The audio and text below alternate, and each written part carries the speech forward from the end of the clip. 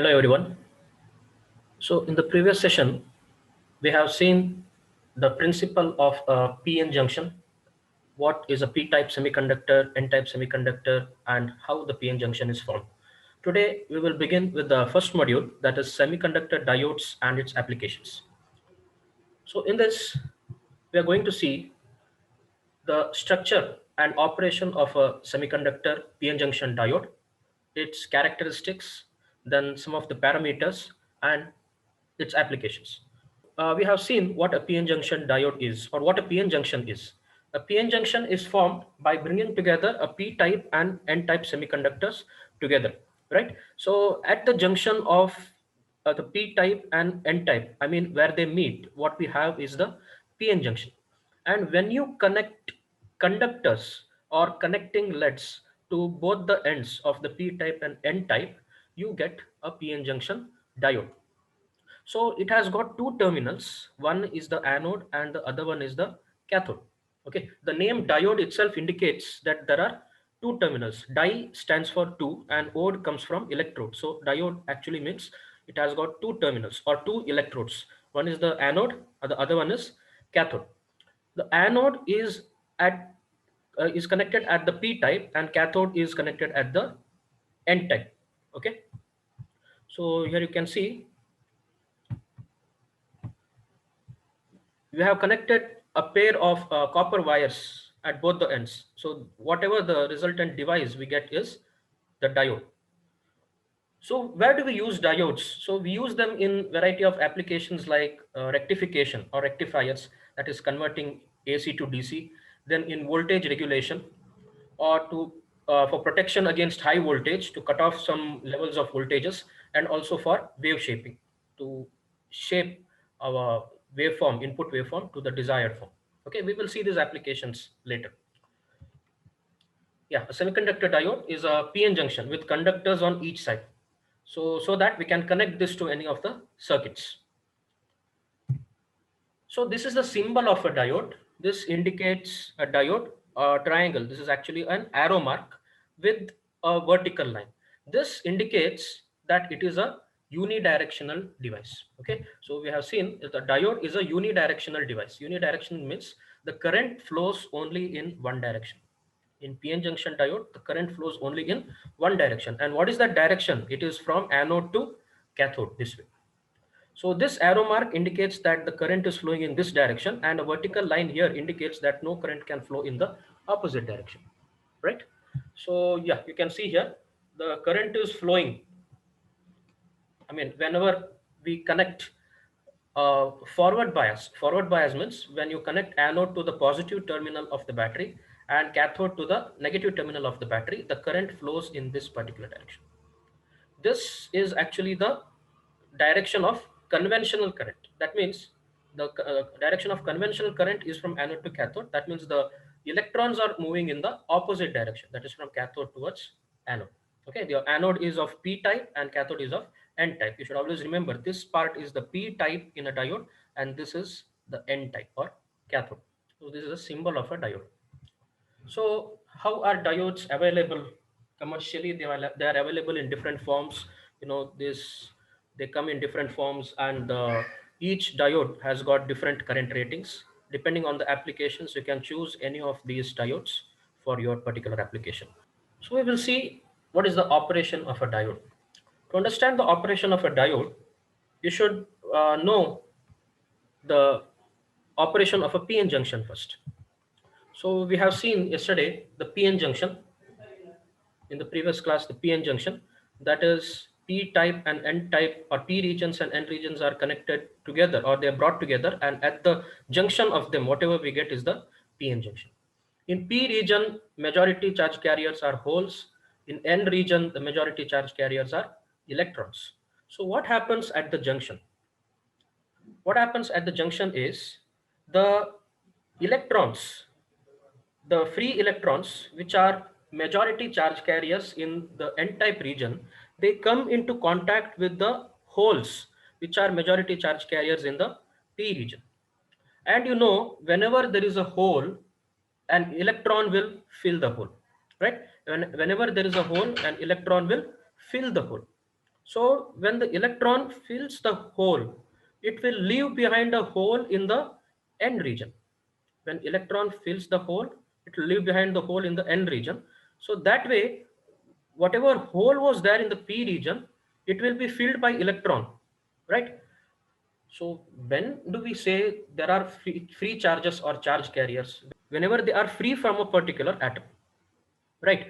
So what happens at the junction is there were free electrons, but near the junction, the electron crosses that particular junction and fills the hole.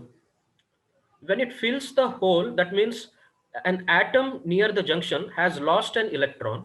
Similarly, an atom in the junction in the p region has gained an electron. So when it has gained an electron, there will be negatively charged ions that are created in the p region. And when an atom loses an electron in n region, they have positively charged ions near the junction in the n region. Okay, so this way at the junction, there are positively charged ions in the n region and negatively charged ions in the p region. So this is because the charges move across the charges move across the junction. That means electrons move across the junction to fill the hole in the p region, right? So this means the each atom near the junction has gained an electron. That's why it has become a negative ion. And each atom near the junction in the n region has lost an electron. That's why it has become a positively charged ion. So I have said previously that even though there are electrons as majority charge carriers in n region and holes as majority charge carriers in p region, they are electrically neutral. That is because whenever you have done the doping, you have added an entire atom, that means equal number of protons and electrons. But when this diffusion happens, the movement of charges across the junction, that is actually from higher potential to lower potential region, that is called diffusion. So when this diffusion happens, these atoms have changed to ions. Ions means they have, on the n region they have one less electron, on p region they have one more electron. That's why here we have negatively charged particles and here we have positively charged particles, right? Or negatively charged ions and here positive ions. So these ions are actually, that means they do not have charge carriers. When they have converted to ions, whatever free electron was there, it is removed. It has come to this place. And holes where the charge carriers here, that hole is not there. It is filled with an electron. So in that case, there are no charge carriers now. So near the junction, you will have a small region which are depleted of charge carriers. Depleted of charge carriers means there are no charge carriers. And that particular region which are depleted of charge carriers is called the depletion region. Okay, depletion region is a region near the PN junction which are depleted of charge carriers, and that happens because of the diffusion of the charges across the junction, right? And because of this depletion region, there are negatively charged ions on the p side and positively charged ions on the n side, and because of that there is a small potential or the voltage that is created near the junction, and that particular voltage or potential is called barrier potential. This barrier potential is negative on the p side and positive on the n side. Okay, so yeah, here you can see it more clearly. So these are the holes and these are the electrons, the majority charge carriers in n type. Holes are the majority charge carriers in the p type.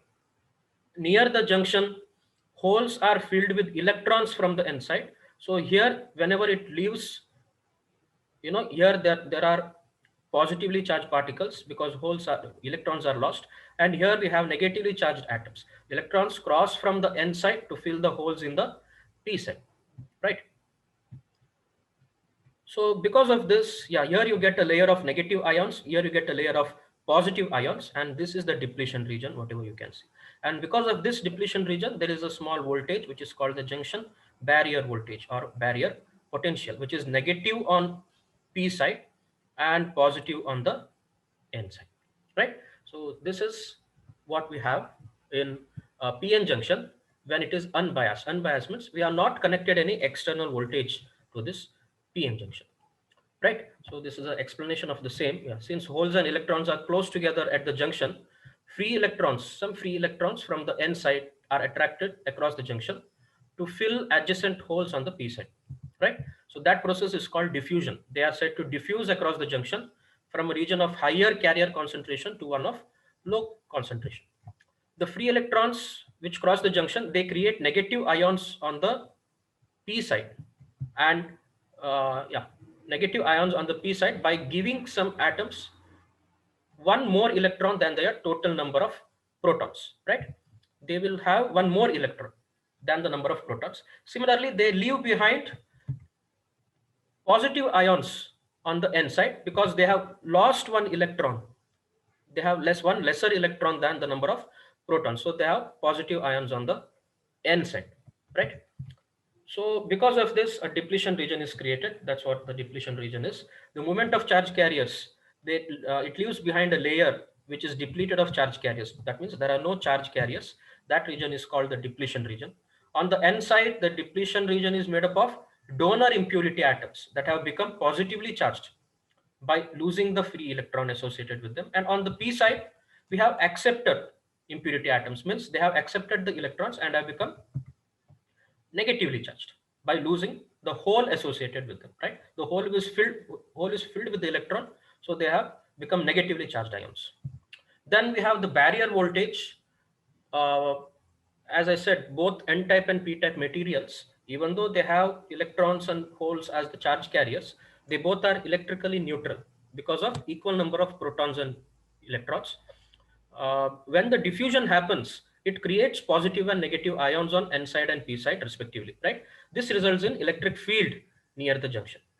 So this particular field is called the barrier voltage. This creates a potential difference across the depletion region, which acts as a barrier, right? That there cannot be a free flow of charges because of this barrier. That's why it's called a barrier voltage or barrier potential, and also junction potential, which is negative on the p side and positive on the n side, right? So the value of this barrier voltage is normally 0.3 volts for germanium and 0.7 volts for silicon. Okay, so at a particular temperature, at room temperature or 25 degrees Celsius, it is 0.3 volts for germanium and 0.7 volts for silicon. Next, we are considering biasing of the diode. Biasing means connecting external voltage to the diode. Okay, so when you connect an external voltage, you can connect in two different ways. Because the battery has two terminals and even the diode has two terminals, we can connect the voltage in two different ways. If you connect positive terminal of the battery to the P side and negative terminal of the battery to the N side, we call that forward bias. Okay, if you connect positive terminal of the battery to P side and negative terminal to the N side, we call it forward bias. A diode is said to be forward biased when positive terminal of the battery is connected to P side and negative terminal of the battery is connected to the N side. So what happens when you connect a diode in this way? So we are using a resistor here to limit the current, okay, to limit the value of current that is flowing through the diode, so that the diode does not get spoiled by a large current if it flows. Here you can see the movement of charges. When you connect the positive terminal of the battery to the P side and negative terminal of the battery to the N side, okay, you know the electrons are negatively charged and the holes are positively charged. You can consider they are the positive charges because it's an absence of electron. So what happens is these negatively charged electrons, they are moving away from the negative terminal. Negatively charged electrons are moving away from the negative terminal towards the positive terminal. You know, electrons are negatively charged, they get attracted towards positive. And holes are positively charged, they get attracted towards the negative terminal. That means they move away from the positive terminal and they move towards the negative terminal. That means they are moving towards the junction. Okay, this is the direction. You can see they are moving towards the junction. Similarly, electrons are moving away from the terminal, they are moving towards the junction. As a result, what happens? The barrier voltage reduces or the depletion region becomes narrow, right? The charge carriers are moving towards the junction, very close to the junction from both the sides. Because of that, the depletion region becomes narrow. So as you increase the bias voltage, the depletion region will become more narrow and narrow until it finally disappears and there is a flow of charges across the junction, right? So at a particular point. That means when the applied voltage crosses the barrier voltage, when it exceeds the barrier voltage, there is a current flow in the forward direction. That means electrons are moving in this direction. That means conventional flow of current is from P to N, right? So that is how a forward bias works. So initially there will be a barrier voltage, so charge flow is lesser. As and when you increase the bias voltage, and when it exceeds the barrier voltage, there is a large amount of current that is flowing across the diode in the forward direction. So yeah, here you can see that when the forward bias is applied, that means positive to the P side and negative to the N side. Hollow circles are holes, filled circles or filled dots are electrons. We can see electrons are moving towards the positive terminal, holes are moving towards negative terminal. They come closer, majority charge carriers come closer towards the junction. So you can see the barrier voltage has reduced. This is unbiased barrier voltage. As you apply forward bias, the barrier voltage is reduced, the depletion region is narrowed, right? Depletion region becomes narrow. And as you increase this applied voltage, the depletion region vanishes, or the barrier voltage is exceeded, and then there is a free flow of charges in the forward direction. The holes on the P side, which are positively charged, they are repelled from the positive terminal. They are repelled from the positive terminal and move towards the junction. Similarly, electrons are repelled from negative terminal and move towards the junction. As a result, depletion of the width of the depletion region and the barrier voltage are both reduced. So as you increase the applied voltage, the barrier voltage becomes smaller until it effectively disappears, and the charge carriers easily flow across the junction. Okay, so that's what we mean by forward bias. The electrons from the N side are now attracted towards the positive, uh, the positive terminal, which is connected to the P side, and holes from the P side are attracted towards negative terminal, which is connected on the N side. So as a result, the width of the, yeah, because of that, there is a majority charge carrier current.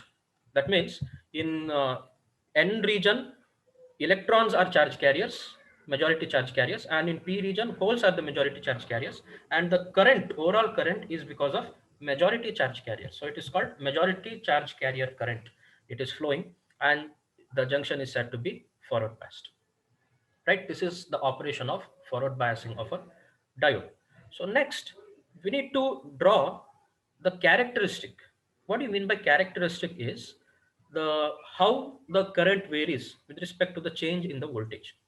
How the current varies with respect to the change in the voltage, we also call that forward characteristic, or VI characteristic. VI characteristic means voltage versus current characteristic. So in that case, we have voltage on the x-axis and current on the y-axis. So what we actually do is, so in this forward bias, when you applied this, we change the value of the voltage and measure it, and change the value and record the values of the current. We actually draw a tabular column of voltage versus current and plot it.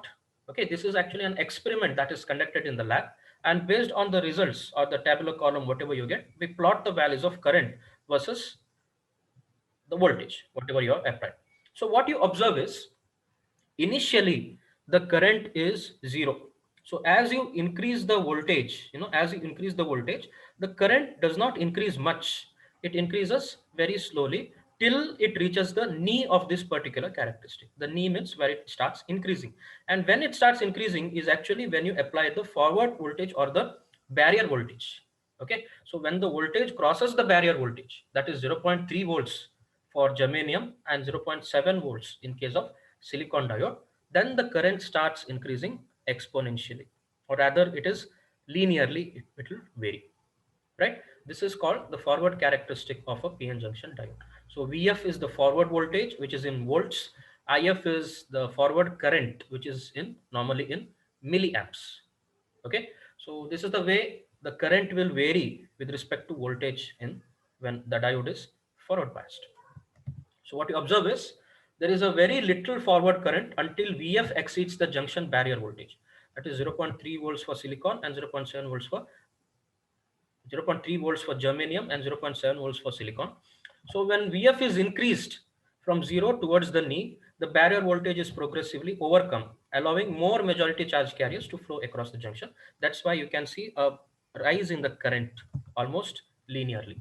Okay, the current increases almost linearly after it crosses that particular barrier voltage. So this is next kind of biasing, or the another way of connecting a diode to the bias voltage is reverse bias.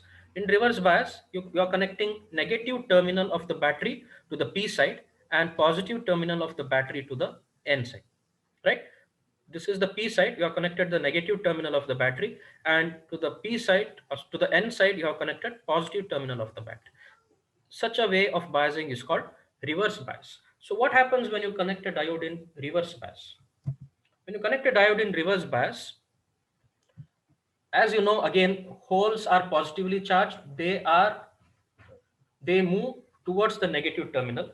Electrons are negatively charged. They move towards the positive terminal. But here, where is the negative terminal? Negative terminal is connected to the P side and positive terminal is connected to the N side.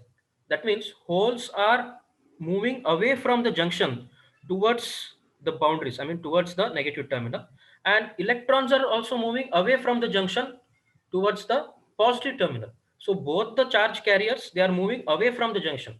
Because of this, the depletion region, the width of the depletion region increases in this case, in contrast to what happens in forward bias where it became narrow. Here it becomes wider and wider, right? Depletion region becomes wider in this case because the charge carriers are moving away from the junction, right?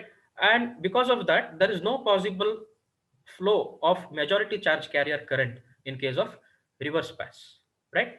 The majority charge carriers do not contribute to the current in the reverse bias. What you can see here, yeah, depletion region, width of the depletion region increases because the charge carriers move away from the junction towards the terminals. You can see the barrier voltage is also increased when you connect a reverse voltage. The barrier voltage or the barrier potential also increases. The electrons from N side, they are attracted to positive terminal away from the junction. Similarly, holes are attracted towards negative terminal, which is away from the junction. This causes the depletion region and the barrier voltage to increase. With the barrier voltage increase, there is no possibility of a majority charge carrier current. That's why it is called a reverse bias. So even though we say there is no possibility of majority charge carrier current, there can be a small current in the reverse direction. Okay, because of minority charge carriers. So in this case, reverse bias PN junction is said to have a high resistance because the current flow is very small. It is said to have high resistance because only a small current flows in a reverse biased PN junction. Yeah, here you can see some. See, even though we say P region has holes as the majority charge carriers, why we call holes as majority charge carriers is because there are some minority charge carriers which are electrons. Okay, P region has also got some electrons which are minority charge carriers, and N region also has got some holes which are the minority charge carriers. And because of those minority charge carriers, there is a small current flow in reverse bias diode. These minority charge carriers, electrons, they move away from the negative terminal. They are negatively charged, move away from negative terminal towards the junction. Similarly, holes which are positively charged, they move away from positive terminal, away from the junction, and they contribute to the current in the reverse direction. But since they are minority charge carriers, the amount of current in the reverse direction is very, very small. Okay, and this current does not exceed beyond a point. It reaches a saturation point. That's why in the reverse current we call it a reverse saturation current, because it will increase for a little value and become constant after that. It will not increase beyond a certain point. Okay, so it's called reverse saturation current, and that is because of the minority charge carriers on the both sides. Yeah, although there is no possibility that a majority charge carrier current can flow across a reverse bias junction, minority charge carriers generated on each side can still contribute to the current, right? The electrons in P side are minority charge carriers, and holes or N side, they are minority charge carriers. They are attracted across the junction by the opposite types of voltages that are connected on the either side, right? So because of that, there is a very small current. Since only a very small reverse bias voltage is necessary to direct all the minority charge carriers, that means since there are very few charge carriers, a small current is necessary for that. It will not increase in bias. Even though you increase the bias voltage, the current will not increase beyond a certain point.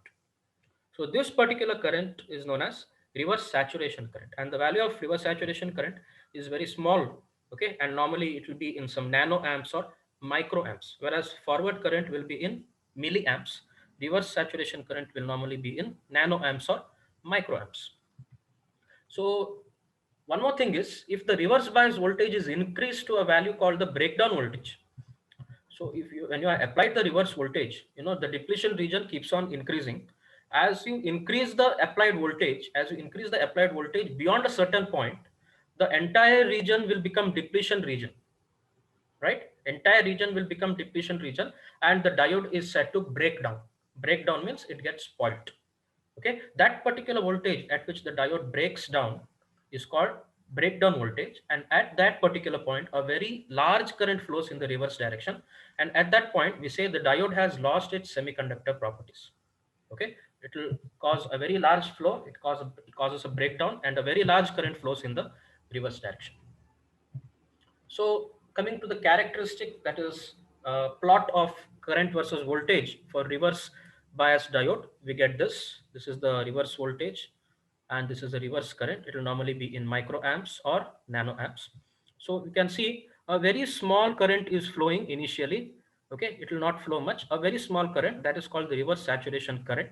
And at the breakdown voltage, the current increases rapidly or drastically, and in this particular region the diode has got spoiled, it has broken down, or it has lost its semiconductor properties. So we have to avoid this breakdown and operate the diode within the breakdown voltage. Okay, it can be seen that IR is largely a minority charge carrier reverse saturation current, this one, small value. A small increase in IR can occur with increasing reverse bias voltage as a result of minority charge carriers leaking along the junction circuit. Because of minority charge carriers, a small value is there. Normally, this reverse current is very small and it can be neglected. However, if the reverse bias voltage exceeds this breakdown voltage, there is a large reverse current, that is, reverse current flows drastically, right? So you can combine the forward and reverse characteristics together. We call it VI characteristics, or voltage versus current characteristics of a diode. Here you can see it has got both characteristics for both germanium and silicon. For germanium, it is 0.3 volts. The new voltage is 0.3 volts. For silicon, it is 0.7 volts. At 0.7, it starts increasing. At 0.3, it starts increasing. So these are called the knee voltages, or the knee of the characteristic. They are also called threshold voltages. Okay, threshold voltage, knee voltage, or it is also called the forward voltage drop, right? So in the reverse direction, you have a very small current flowing, and that current is called reverse saturation current. And if the voltage increases beyond breakdown voltage, the current starts increasing exponentially. Okay, when you, if you are asked to draw the characteristic, you have to draw it properly with proper legends. I mean, what is the x-axis, what are the units, what is the y-axis, what are the units, and with proper labels and everything. Okay, only then it is a complete graph. And what you have to observe is this is not symmetric. Okay, it's not symmetric. You have to draw it carefully, that in here it's a forward bias till this knee voltage, it will be almost zero and then start increasing. Here there will be a small reverse saturation current, and at breakdown voltage there is a drastic increase in the current. Okay, so this is how we get forward and reverse characteristic of diode. So this combines both forward and reverse, and also for germanium and silicon. If you want to see for silicon separately, you can have it like this. For the forward voltage drop, or the knee voltage of silicon, is 0.7, and here it starts increasing. Okay, here what is observed is the, for what is the change in the current for change in the voltage. This we use later to define the resistance of the diode. Okay, forward resistance and all. Delta VF is change in the forward voltage, delta F is change in the forward current. Similarly, in the reverse direction, there is a small current. This is in nanoamps. You can see this is the reverse saturation current, which is constant. And at breakdown voltage, there is a breakdown happening. Current starts increasing. In contrast, if you have germanium diode, the current starts increasing at 0.3 volts. Till then, it will be almost negligible. And at 0.3 volts, it starts increasing, and it is almost linear, right? And in case of reverse bias, it is in microamps, you can see here. there is a constant current, a small current, 1 microamps or something, that is reverse saturation current, and at the breakdown voltage it starts increasing rapidly, right? So what we have seen today is uh, about the PN junction diode, its operation, what is the structure of an unbiased PN junction diode, the junction, the depletion region, the barrier voltage, and what happens when you forward bias it, its operation and characteristics, and when you reverse bias its operation and characteristics.